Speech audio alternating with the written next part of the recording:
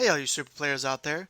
Today we're looking at Draftbox 4 and figuring out whether it was successful as a general product and was it successful as a draft product. So this is kind of a new thing. Bandai's never made a draft product before with like its own booster like this. All the other old draft boxes were just two sets mixed together. You get half the packs of one set, half the packs of the other set. This is the first time they've ever gone out and actually like purely designed a set for drafting. So first I'm going to go over whether it's worth it just to plain buy these boxes uh, and not draft with them, just like looking for value, looking to get the new cards. And so in our experience with the ones we opened, we've discovered that you get 4 to 5 of the new super rares, 3 of the special rares, the duo power rares, and 2 old super rares, so 2 reprint super rares. They have a little bit of a new shatter foil foiling on them, but it's the same card. And then 5 foil commons slash uncommons. So that's per box. You can find them online for about $80. I think the MSRP is $100, but you can find them pretty much everywhere. My local stores selling them for $80. So you get all that. You get 4 copies of the leader, which is only 1 leader this time, the Vegeta. One thing to note is that the foil common uncommons can be new stuff or old stuff. So if you want some reprints of some of the set 1 and set 2 cards that were never printed as foil and you don't like the reprints, you can get them out this box. Now it's a lot of cards, so it's very hard to get the specific foils or even supers. If you think about it, so there's 12 of the special duo power rares. You only get 3 per box. And you only get 4 to 5 of the new super rares, which is a bunch of those too. So at an $80 price point, it's probably still not quite worth it, but it's a little more worth it than it would seem because a lot of these super rares and foils are going to hold value very well just because of their scarcity. It's pretty difficult to pull sets of what you need from these boxes. So their single prices should stay relatively high, especially cards like Vegeta and the one drop extra card, the Gallic gun that Gallic cannon, the card that minus 15Ks, the ape that draws 2 cards by warping it from your discard pile. There's a lot of super rares that are going to be very worth it. Also, it's going to be very hard to get the rares. So a lot of these rares are probably going to stay around the $3 or $4 price point if they see play. Because you don't even get 1 of each rare per box in my experience. You miss out on probably half of them because you're getting some reprint rares in there as well. So is this a good product in terms of drafting? And I think that is a resounding yes.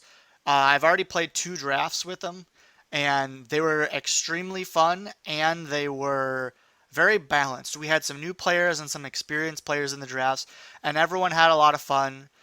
You get a pretty good value for your $20. If you do it as an event, you get some pretty cool Vegito sleeves and a foil stamp card that is from I think it's only the new cards. Uh, but yeah, the fact that they included the old cards makes it a lot more fun to draft. It allows them to make a big set, which gives you a lot of different cards you can play with without having it like be really awkward because designing that many cards is kind of a problem for a set like this. The fact that you don't have to draft leaders or super combos also helps a lot.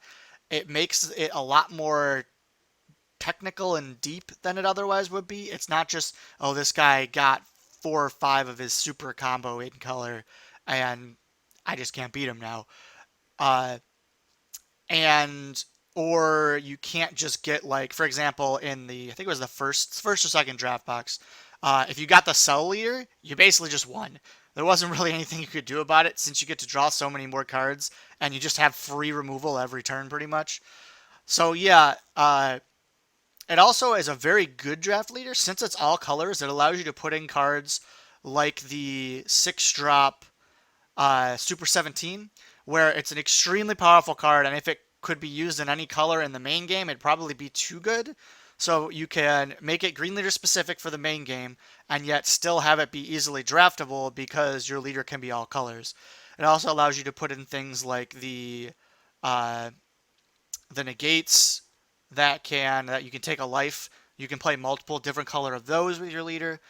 It just leads to a lot of interesting things. And it's also, they did a good job designing the leader. Since the leader on the front side, it doesn't draw and it has critical, but it gains 5k if your opponent awakens. So stalling out to have your opponent not awaken isn't actually as good as it was in a lot of the other drafts. Since you're attacking 15 critical even on your front side, it balances out the fact that you're drawing a card on the awakened side. So this is a very, very well designed leader for this set, and it makes it a lot more balanced than having to draft super combos. At the same time, they did a good job of putting in some very powerful cards and not having it kind of overbalance the set. They put in cards like the 3/7 drops, the Whis, the Beerus, and the Vados. All those cards are insanely powerful, and yet they're balanced by the fact that there is some relatively easy removal. Things like the 4-drop Krillin, uh, things like the Champa Beerus that minus 20Ks, so you have ways to get around barrier, or ways to get around indestructible. Um, there's just a lot of really good stuff. They chose a lot of really good choices to reprint too. For example, they didn't put in Double Strike Champa, which would been a really easy card to put in, and that balances out a lot more, so you don't have to constantly worry about surprise double strikes. Um, they also put in things like Kami, the black one drop Kami that can blow up the whole board to help balance things out. Yeah, so they just did a really, really good job designing this set, and I'm really hopeful going forward that maybe we could some draft side events. Drafting is one of my favorite ways to play a game, and I'm very, very optimistic going forward. If they keep doing stuff like this, I think these draft boxes will have a lot more value, not only in terms of the supers, since they're a lot harder to pull, since you get fewer of them, but it just in the terms of fun, like just grabbing a draft box, splitting it between 4 people, and just drafting and having fun with the game. So yeah, I think this, while it was probably a middling value if you're just looking to buy them, it's not terrible because these cards are going to hold value pretty well.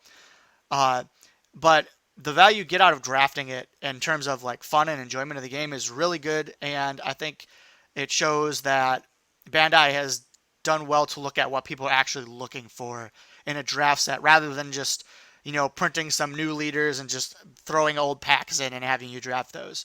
So yeah, I think this product was a big success, and I look forward to having a bunch of fun drafting it. Definitely going to do it anytime anyone wants to come to the store and throw down with some drafting. So yeah, go out there, have some fun, play some draft, get some draft box 4, play some super, and have some fun.